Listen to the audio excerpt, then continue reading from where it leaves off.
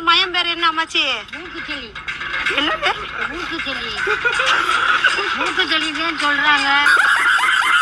தமிழக முதல்வர் கழகத் தலைவர் அறிவித்ததன் அடிப்படையில் திராவிட பொங்கல் திருநாளை எப்படி கொண்டாட வேண்டும்? இவ்வளவு காலகட்டத்தில் தமிழ்நாட்டு முதலமைச்சர் மாண்புமிகு ஐயா ஸ்டாலின் அவர்கள் திராவிட பொங்கல் வைக்கிறார் என்றால் எப்படி? மதிப்புமிக்க ஐயா கருணாநிதி அவர்களின் மகன் திராவிட பொங்கல் வைத்தான்.